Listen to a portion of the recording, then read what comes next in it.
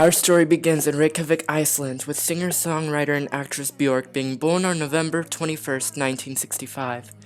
Her father was a union leader and her mother was an activist protesting against hydroelectric development in Iceland. Her parents knew each other from a young age, but when Bjork was born, her mother separated from her father to not be a housewife. She took Bjork with her and married a guitarist in Iceland for the second time. This series of events led Bjork to enrichen in a very nurturing musical atmosphere. This state of emergency, how beautiful to be. State of emergency is where I want to be. Bjork was 11 years old when she first started practicing music, initially classical on the piano. At the same age, one of her musical recordings was forwarded to RUV, a radio station at the time in Iceland. It was her first exposure to the world. Her exposure led to her being signed to a contract with Falcon, a record label, after hearing her recording on the radio. Thus, her first album was released, Bjork self-titled.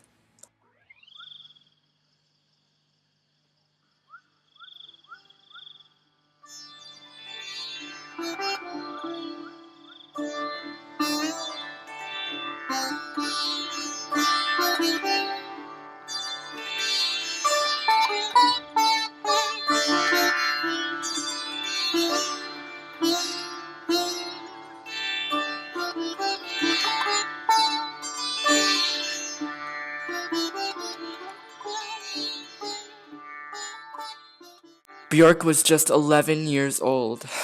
Bjork, the album, consisted of a collection of songs written by young Bjork, and covers of those such as the Beatles and Stevie Wonder. Bjork was a stunning start for a girl of such young age. Voru vitringarnir þrír frá Austurlöndum. Kaspar, Melchior, Baltasar. Adorable, right? Let's fast forward a little bit.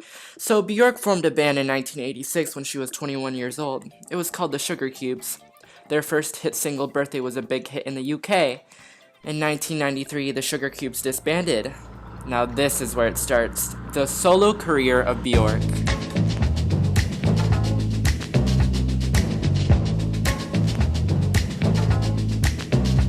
In 1993, her debut album, Debut, was released. It went platinum in the US. She worked with Neely Hooper to produce the hit solo, Human Behavior. It was a huge milestone in the many more that were to follow in her career. The album had some songs that Bjork wrote when she was very young, and the music of the album was very dance-oriented and instrumental.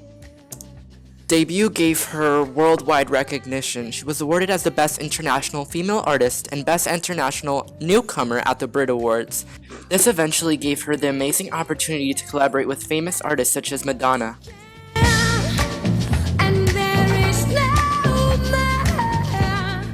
In 1995, Bjork released her sophomore album, Post. It was much more mellow than her first and had a lot more orchestral and jazz arrangements. Arguably one of Bjork's best eras, and arguably to some as one of the best albums of the decade and of all time, Post brought a lot of problems with her. For example, a stalker tried to murder her. Yeah, kinda bad. The stalker, Ricardo Lopez, actually even took his own life for Bjork. This experience was so draining for Bjork that she would relocate away from the press to produce Homogenic, her following studio album. This beautiful view from the top of the mountain. Every morning I walk towards the edge and throw little things out, like car parts, bottles and cutlery, or whatever I find lying around. It's become a habit, a way to start the day. I go through all this before you wake up, so I can feel happier to be safe again with you. In 1997, Bjork released her third studio album, Homogenic.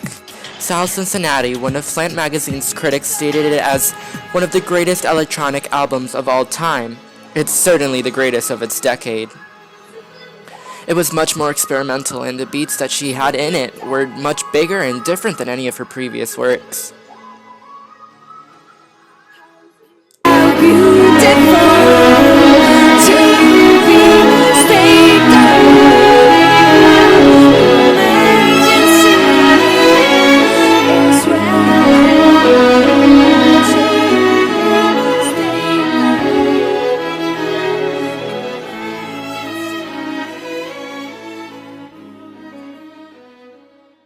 In 2001, Bjork released her fourth album, Vespertine. Vespertine means relating to, occurring, or active in the evening. After Homogenic, Bjork released Vespertine, her fastest-selling album to date, having sold over 2 million copies by the end of 2001. Vespertine spawned 3 singles, Hidden Place, Pagan Poetry, and Cocoon. Lyrical inspiration was derived from famous poets such as E. E. Cummings. Fun fact, each of the beats on this album were made by using household items such as ice or shuffling of cards, for example.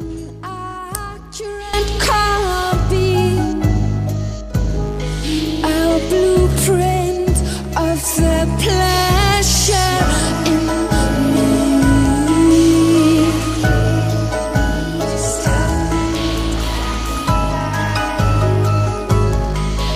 A secret code card, a secret code card.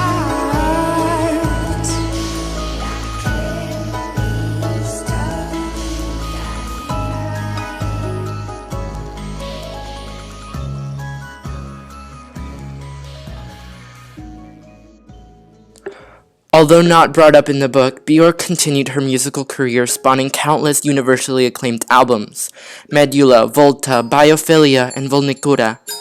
In March 2015 to June 2015, the Museum of Modern Art in New York dedicated an exhibit for Bjork. Bjork is currently working on an upcoming album. Like a virus needs a body, as soft tissue feeds on blood. Someday I'll find you, the urge is here.